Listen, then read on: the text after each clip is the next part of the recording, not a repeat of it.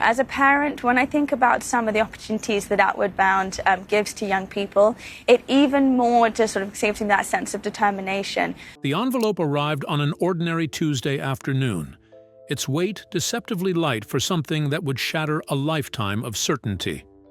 Princess Beatrice held it between trembling fingers, the royal seal already broken by palace officials who had seen the contents first.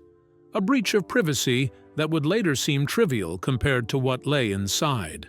For 36 years, Beatrice had walked through gilded corridors with the unshakable knowledge of who she was. She was a princess by blood, a daughter of the realm, her lineage stretching back through centuries of carefully documented ancestry. Every portrait on every wall whispered the same reassuring message: you belong here. The genetic test had been routine, perhaps even mundane, a precautionary health screening recommended by palace physicians concerned about hereditary conditions.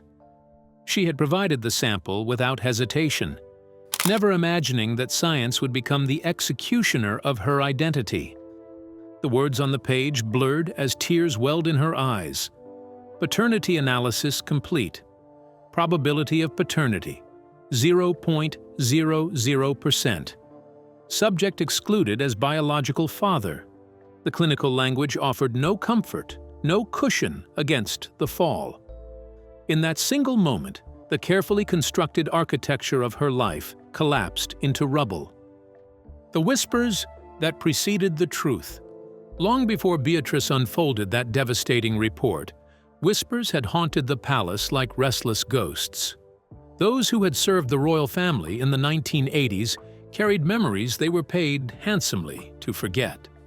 Memories of tension crackling behind closed doors, of unexplained absences, of a marriage that looked perfect in photographs but frayed dangerously in private. Margaret Thornwood, now 78 and long retired from palace service, remembers those years with uncomfortable clarity. There were nights when voices carried down the hallways, she recalls, her hands folded tightly in her lap, doors slamming. Long silences that felt heavier than any argument. We weren't supposed to notice, but we did. We always did. The marriage between Beatrice's mother, Sarah, and the man the world believed to be her father, Prince Edward, had never been a love match. It was an arrangement blessed by tradition and necessity, a union designed to strengthen alliances and produce heirs.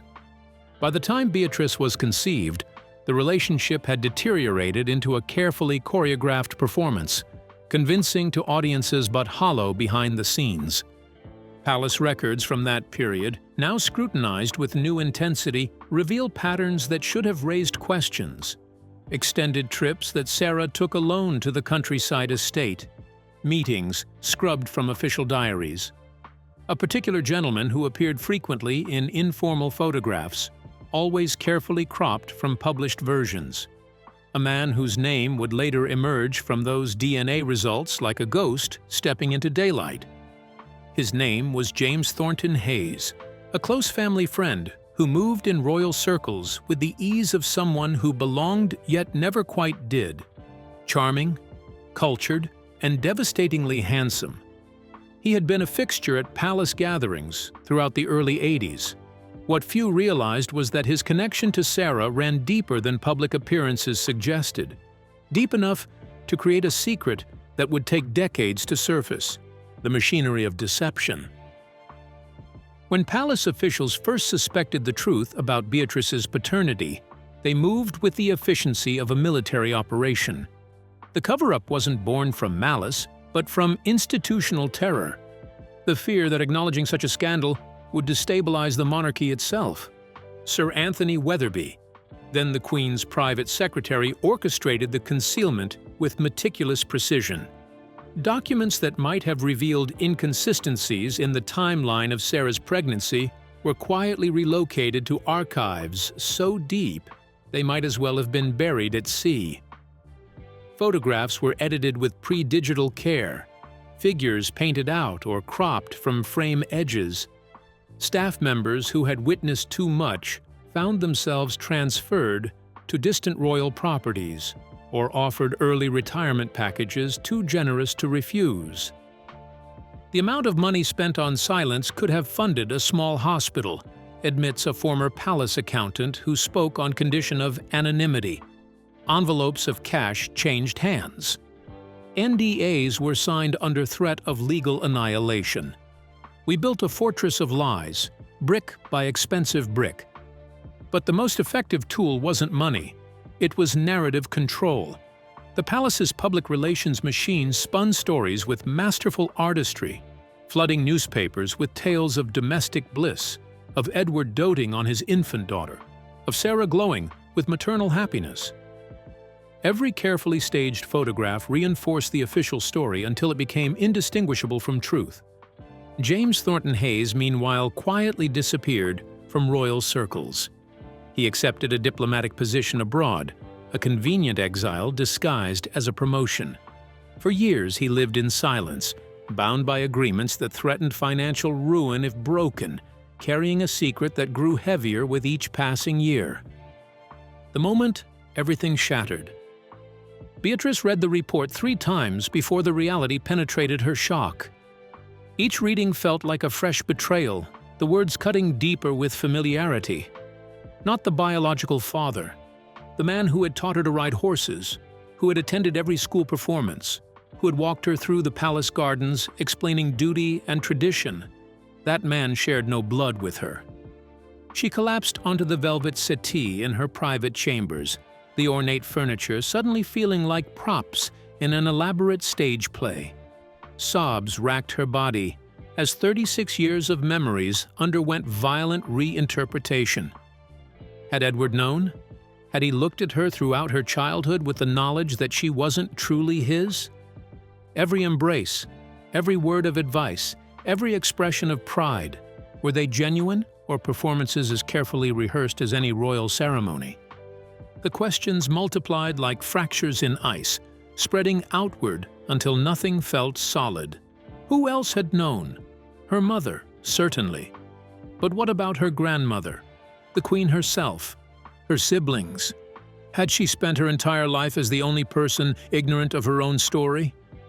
Her lady-in-waiting, Alexandra, found her hours later, still clutching the crumpled report. Mascara streaked across her cheeks. "Your Highness, the family is requesting your presence," Alexandra said gently. Though her eyes betrayed her own shock, she had clearly been briefed. "Which family?" Beatrice asked, her voice raw. "The one that raised me, or the one I apparently belong to?" A confrontation. The meeting took place in the Oak Room, a private chamber where the family gathered for discussions too sensitive for any ears but their own. Beatrice entered to find them, assembled like a tribunal. Her mother, pale and trembling. Edward, his face carved from stone. Her grandmother, the Queen, maintaining regal composure even now, and several senior advisors whose presence felt like an invasion. "How long have you known?" Beatrice's voice cut through the heavy silence, each word sharp as broken glass. Sarah's lips trembled. "Darling, please?" "How long?" "Since before you were born," Sarah whispered, and the admission landed like a physical blow. Beatrice turned to Edward, searching his face for something. Anger, relief, anything that would help her understand. "You knew. You knew from the beginning, and you let me believe?" "You are my daughter in every way that matters," Edward said, his voice thick with emotion. "Blood doesn't define—" "But it does!" Beatrice's shout echoed off oak panels. "It does when my entire identity, my place in this family, my claim to any royal standing is built on a lie. It does when you all decided that your precious institution mattered more than my right to know who I actually am." The Queen, silent until now, spoke with the authority of someone accustomed to being obeyed. "Beatrice, you must understand the position we were in. The monarchy—" "I don't care about the monarchy!" The words hung in the air, heretical and dangerous. I care that every single person in this room chose to deceive me for decades. I care that my entire life is a fiction you all agreed to maintain." The argument that followed was brutal in its honesty. Voices rose to levels royals were trained never to reach. Accusations flew. Sarah wept openly, trying to explain the impossible situation she had found herself in. Trapped in a loveless marriage, finding brief happiness with James, then discovering she was pregnant and facing a choice that felt like no choice at all. Edward defended the decision with cold pragmatism. Exposing the truth would have destroyed everything. The scandal alone could have brought down the monarchy. We did what had to be done. "You did what was convenient," Beatrice shot back. "You protected yourselves and left me to live a lie." It was her grandmother's next words that cut deepest. "We protected you, Beatrice. We gave you a life of privilege, security, and purpose. Do you think James Thornton Hayes could have offered you any of that?" The question revealed everything. The palace's fundamental belief that they had done Beatrice a favor by concealing her paternity, that a royal life built on deception was superior to truth, lived in obscurity. "I want to meet him," Beatrice said finally, her voice hollow. "I want to meet my father. My real father." The room fell silent. It was the one demand they had hoped she would never make. Meeting James Thornton Hayes. The meeting was arranged with the secrecy of a covert operation. James had been living quietly in Scotland, having returned to Britain after decades abroad. At 68, he carried the weight of his secret like a physical burden. His shoulders perpetually stooped as if under invisible pressure. They met in a private estate far from London, away from cameras and curious eyes. Beatrice arrived first, her heart hammering against her ribs.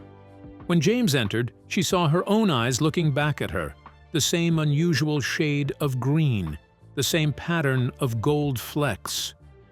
It was like looking into a mirror that reflected not her present self, but her genetic inheritance. "I've thought about this moment for 36 years, James said quietly, standing awkwardly near the door. "I've imagined what I would say, how I would explain. But now that you're here, I find I have no words adequate to the situation." "Why didn't you fight for me?" Beatrice asked, the question emerging before she could stop it. James's face crumpled. "Because they gave me a choice that wasn't truly a choice. They said if I remained silent, you would have everything: title, security, purpose. If I challenged them, we would both lose. You would be branded illegitimate, stripped of your place in the family, and I would be destroyed financially and socially. What kind of father would I be to subject you to that? So you chose nothing over something," Beatrice said, though her anger was ebbing, replaced by a profound sadness. "I chose what I believed would give you the best life," James replied.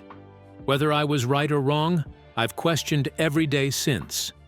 But Beatrice," his voice broke, "I have loved you from the moment I knew you existed. Every photograph of you I could find, I kept. Every article about your work I saved. I've been your father from a distance, and it has been the greatest pain and the greatest privilege of my life." They talked for hours, unraveling the story piece by piece. James explained his relationship with Sarah, how they had found solace in each other during a period when both felt trapped by expectations. It hadn't been a torrid affair, but a brief, genuine connection between two people drowning in duty. When Sarah discovered she was pregnant, the timing made it plausible that Edward could be the father. The palace seized on that plausibility and built it into certainty. "Did you ever want to tell me?" Beatrice asked. "Every single day," James admitted, "but I had signed agreements, made promises. And more than that, I watched you grow into an extraordinary woman. You seemed happy, purposeful, I told myself that maybe their way had been right, that you were better off not knowing. I deserved the truth, Beatrice said softly.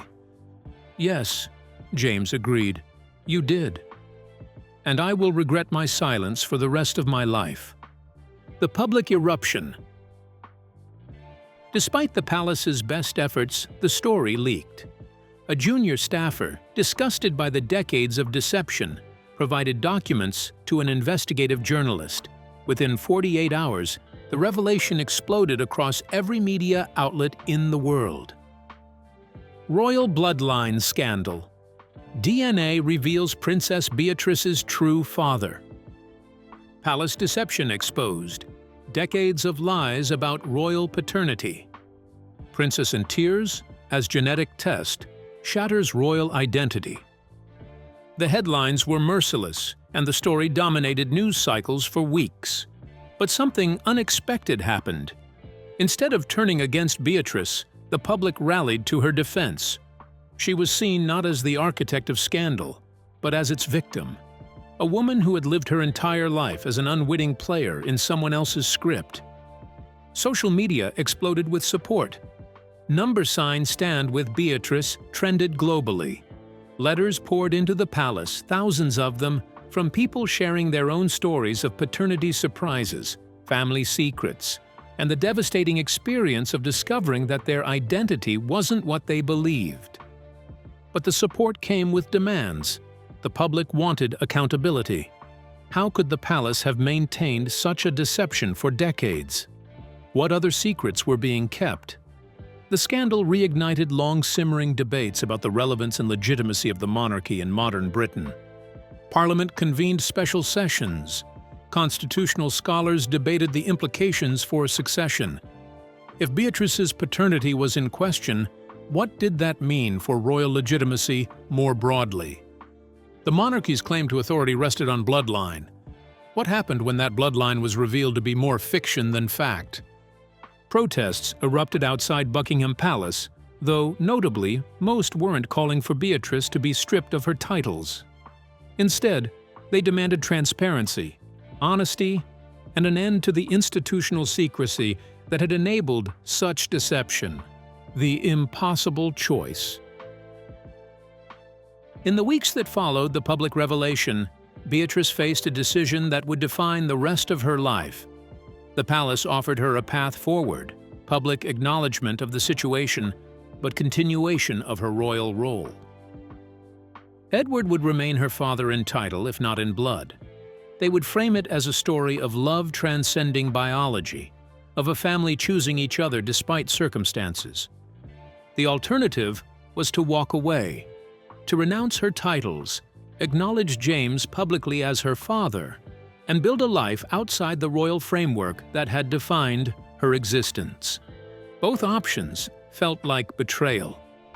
To stay meant accepting the legitimacy of the deception, becoming complicit in the institutional dishonesty that had shaped her life. To leave meant abandoning the man who had raised her, a family she loved despite everything, and the sense of purpose that royal duty had provided. She spent long nights walking the palace gardens alone, wrestling with the impossible weight of the choice. Her relationship with Edward had become painfully complicated. She still loved him, still valued the years he had spent as her father. But she couldn't forget that he had chosen deception over truth, institution over honesty. James, for his part, made no demands. "I don't expect anything from you," he told her during one of their increasingly frequent meetings. "You don't owe me a relationship or public acknowledgement. Whatever you decide, I will support. I've already had 36 years to come to terms with my role in this. You're the one who just discovered it. Take whatever time you need." The final revelation.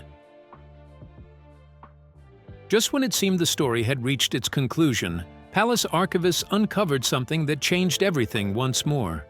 Deep in the royal archives, buried in genealogical records few ever examined, they found a connection no one had anticipated.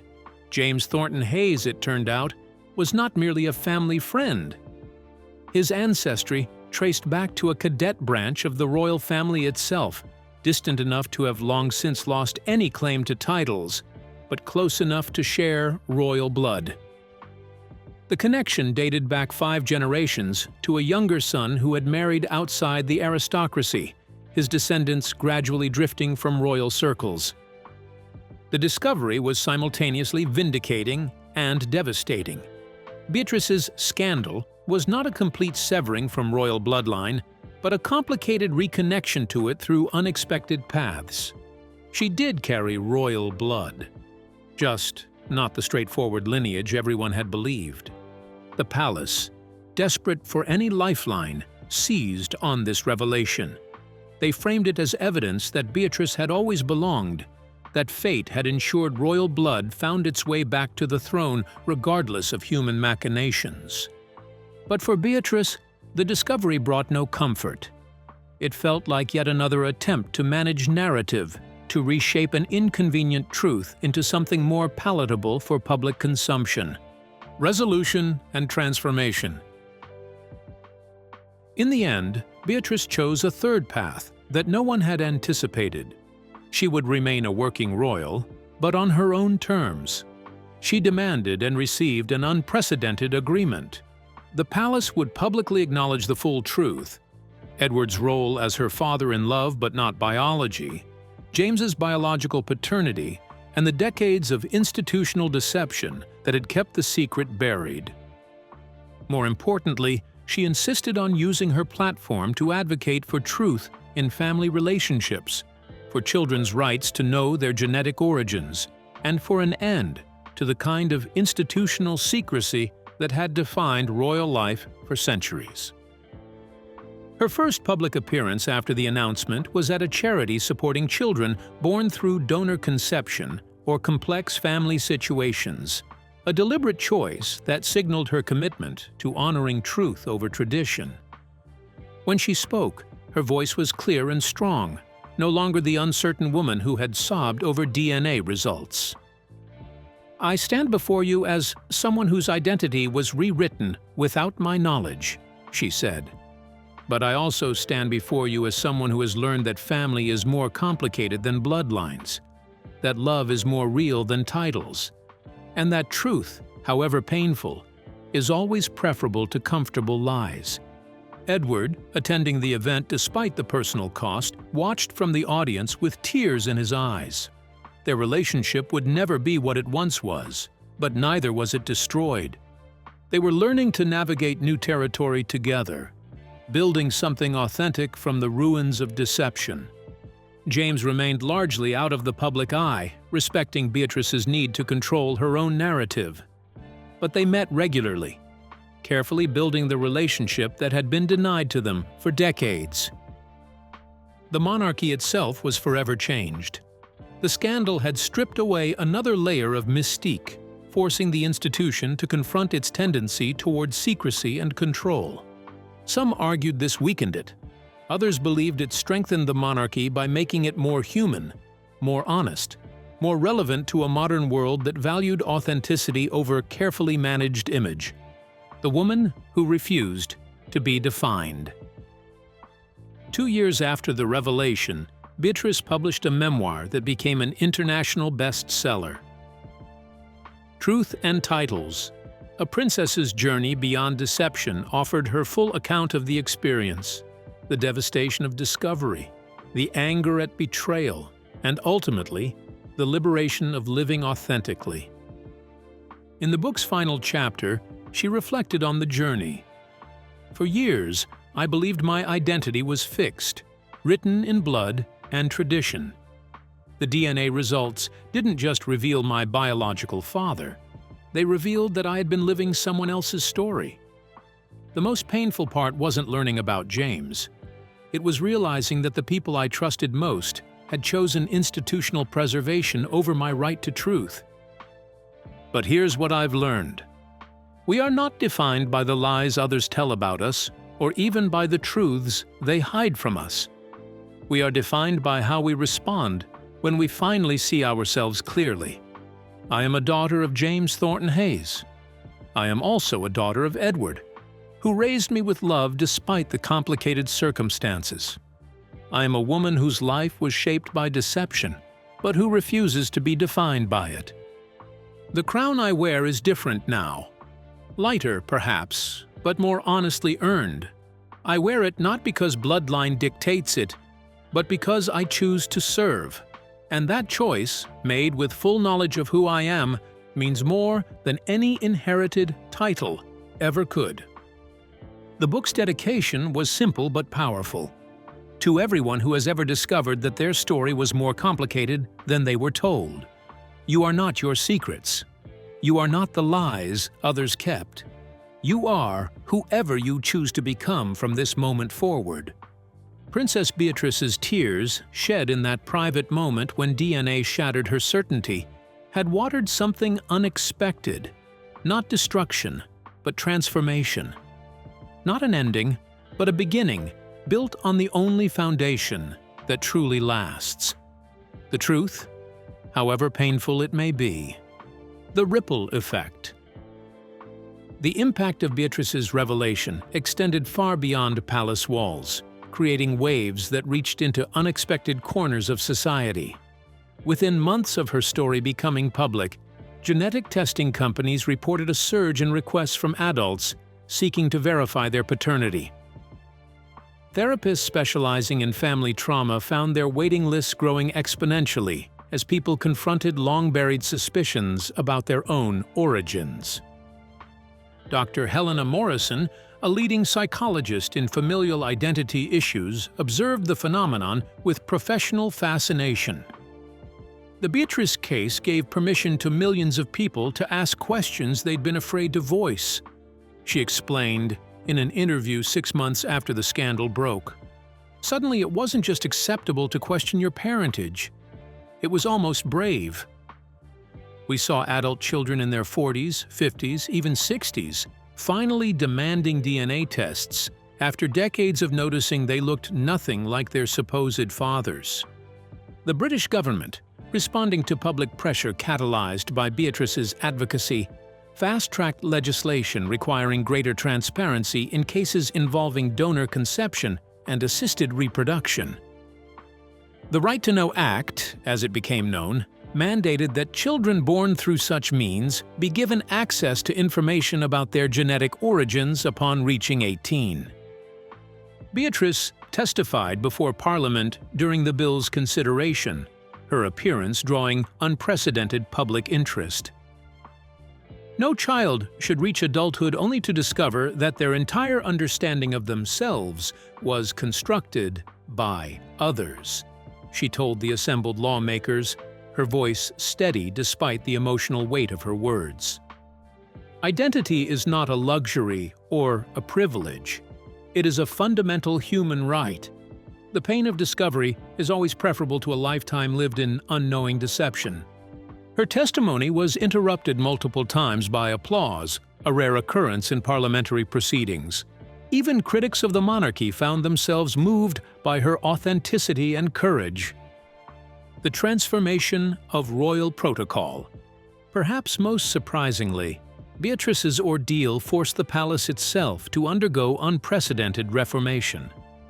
The Queen, recognizing that institutional survival required adaptation, commissioned an independent review of royal secrecy practices. The resulting report, published 18 months after the scandal broke, was damning in its assessment. The palace's culture of concealment, while historically designed to protect the monarchy, has instead made it vulnerable to precisely the kind of crisis we witnessed, the report concluded. In an age of genetic testing and digital information, secrets of this magnitude cannot be maintained. The institution must choose between transparency and irrelevance. The reforms that followed were revolutionary by royal standards. A new position was created, Royal Transparency Officer, tasked with ensuring that palace decisions prioritize truth over image management. Staff were given whistleblower protections, and the draconian non-disclosure agreements that had silenced generations of employees were revised to allow disclosure of information in the public interest. Most significantly, The palace established a genetic registry for all direct heirs to the throne, with results independently verified and sealed until the individual reached adulthood. The measure was controversial. Some called it invasive, others argued it was necessary, but it represented a fundamental acknowledgement that the old ways of operating could no longer hold. Beatrice herself was appointed as the first royal ambassador for family truth, a newly created role that gave her platform and resources to continue her advocacy work. She traveled extensively, speaking at universities, conferences, and support groups about the psychological impact of hidden parentage and the importance of genetic honesty. During one particularly powerful speech at Oxford University, she addressed a packed auditorium of students and faculty. "I was raised in unimaginable privilege," she began, "with every material comfort one could desire. Yet I would trade every tiara, every title, every moment of royal pageantry for one thing: the simple truth about who I am. Privilege without honesty is just a gilded cage.